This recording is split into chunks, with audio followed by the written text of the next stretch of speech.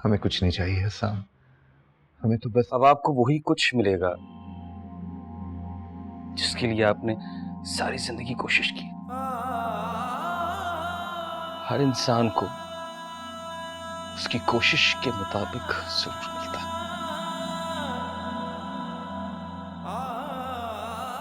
हसाम बेटा, क्या हम फिर से एक साथ नहीं रह सकते, एक नहीं हो सकते?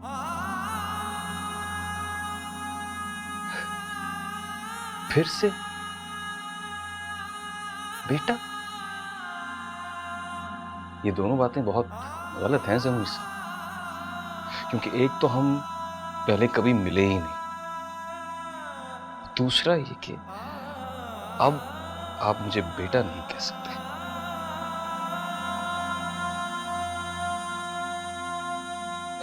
कभी सोचा आपने उस बच्चे के बारे में, उसकी मासूमियत के बारे में जो हमेशा उससे सवाल करती थी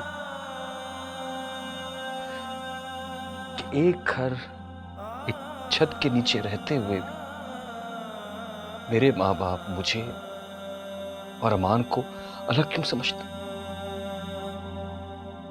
जरा सोचें उस मासूम जुनैरा के बारे में। सारी जिंदगी वो सिर्फ जुल्म ही सहती रही है। वजह क्या वजह हो सकती थी कि हम खुश नहीं रह सकते?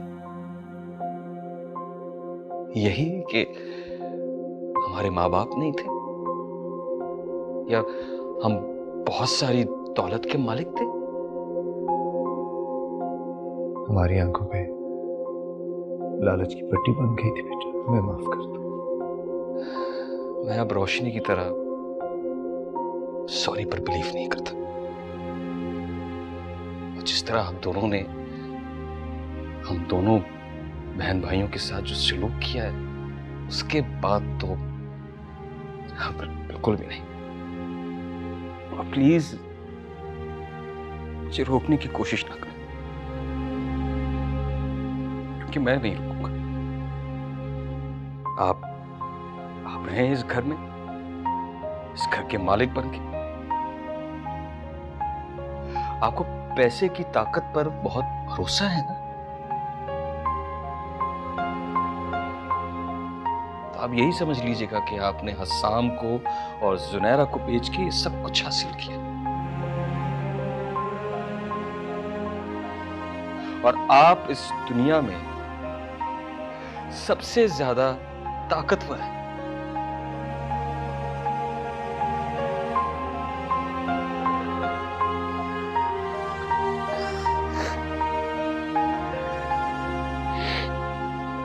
और हाँ, सारा भी हमारे साथ जा रही है।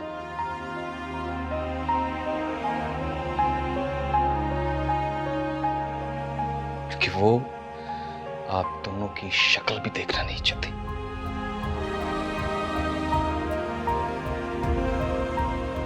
चलो रोशनी।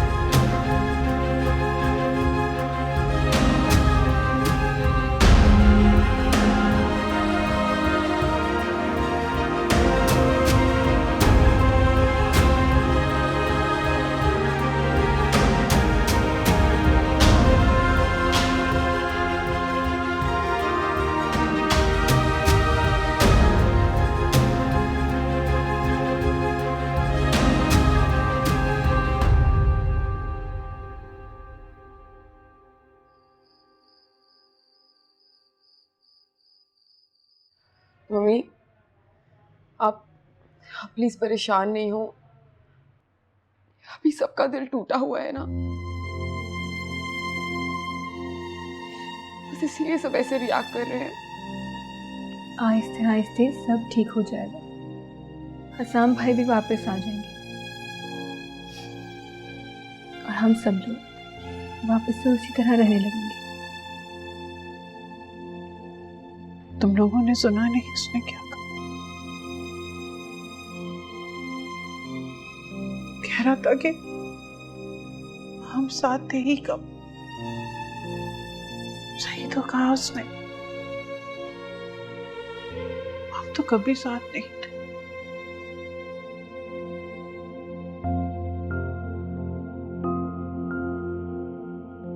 तुम लोग कब जा रहे हो मुझे छोड़कर?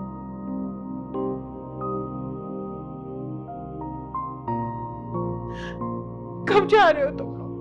अम्मी अम्मी अम्मी अम्मी,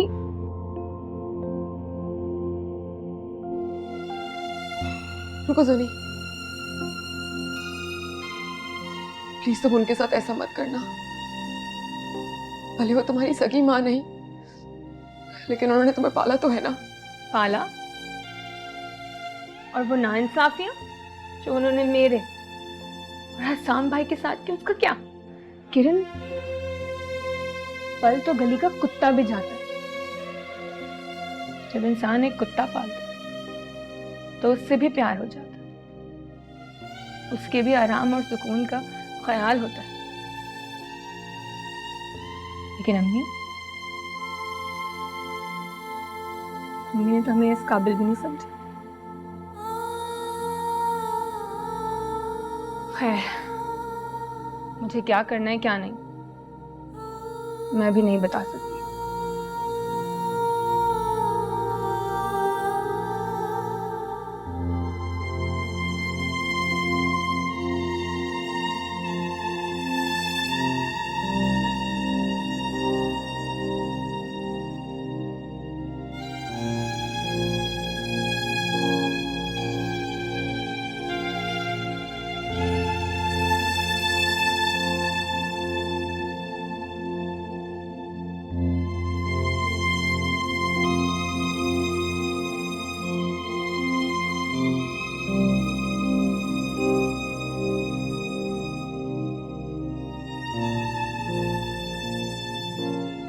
मैं उनको दूर करने की कोशिश कर रही हूँ और आप क्या कर रहे हैं? उन्हें मजीद करीब कर रहे हैं?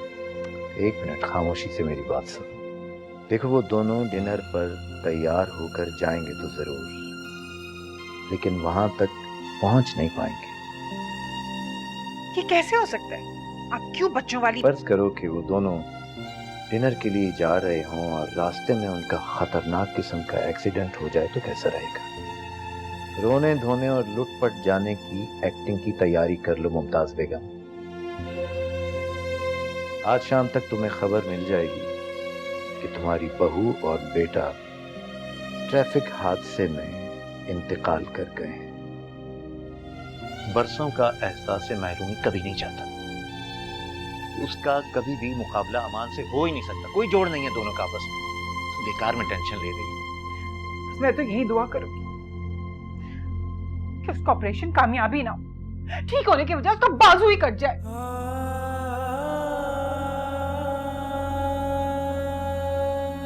अब आप देख लीजिएगा कि ये लड़की एक एक करके सारी जायदाद अपने बच्चे के नाम करवाएगी।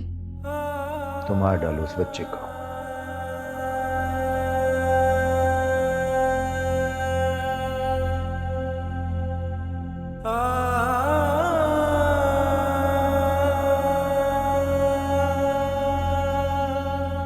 मैंने पेपर्स भरने के लिए दे दिए।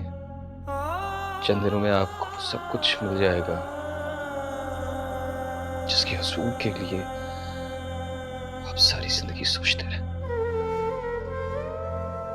हमें कुछ नहीं चाहिए हसन, हमें तो बस अब आपको वही कुछ मिलेगा जिसके लिए आपने सारी जिंदगी कोशिशें की। बेटा, ये दोनों बातें बहुत गलत हैं ज़मीर से, क्योंकि एक तो हम पहले कभी मिले ही नहीं दूसरा ये कि अब आप मुझे बेटा नहीं कह सकते।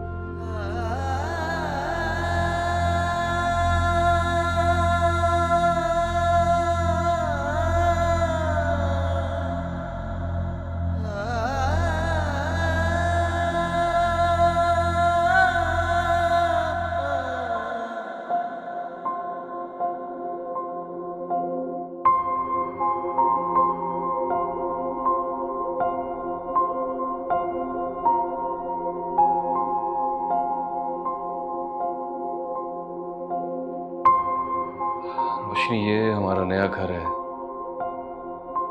अब हम यहीं रहेंगे।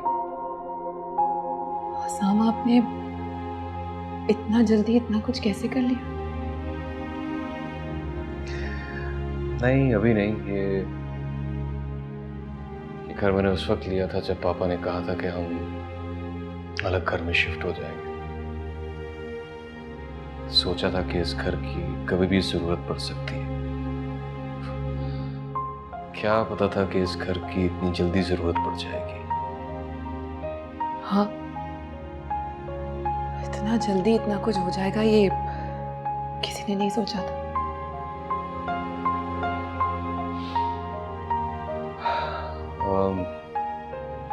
जाना, तुम जाओ और अपनी पसंद से अपना कमरा चूज करो, सोने की कोशिश करो, सुबह बात करेंगे। रोशनी, तुम ज़ारा को साथ ले जाओ, मैं जब तक ड्राइवर से कह के सामान निकलवाता हूँ। जी।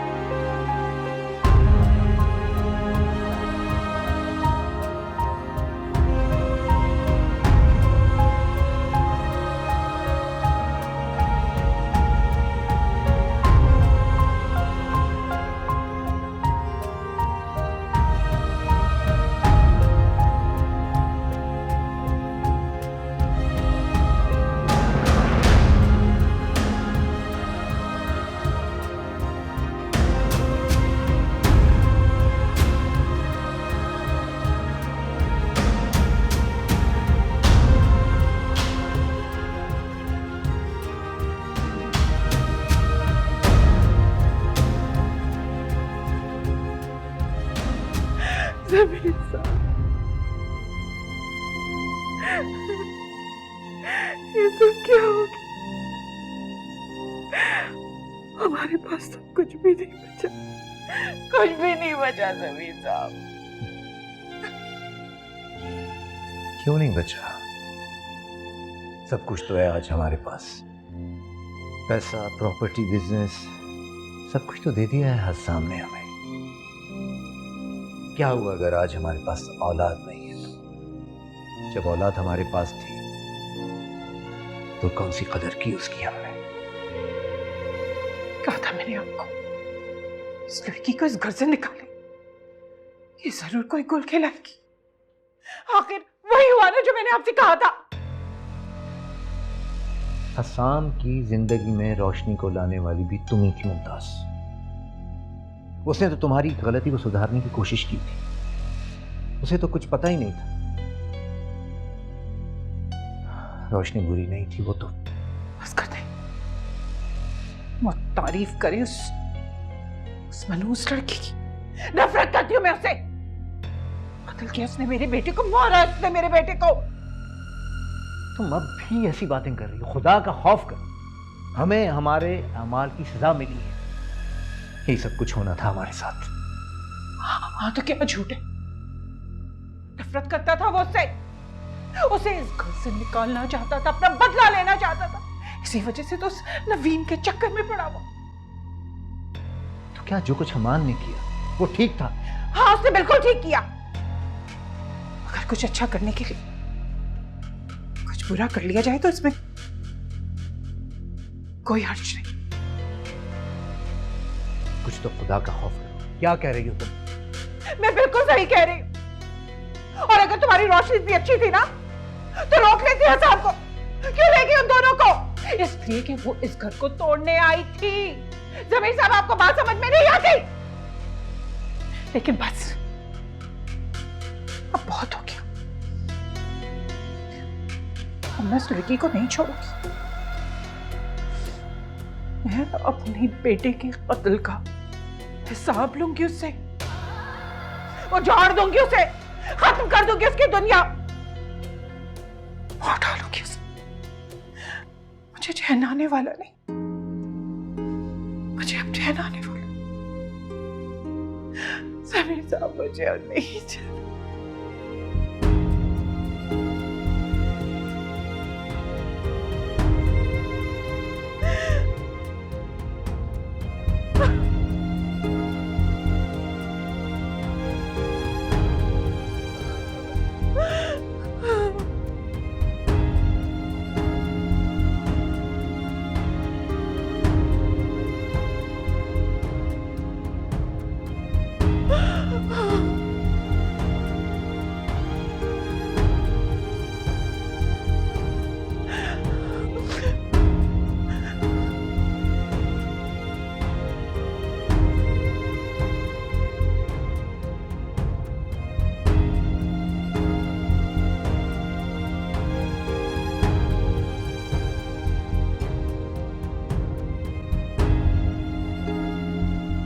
मैं उसे नहीं छोड़ूंगी।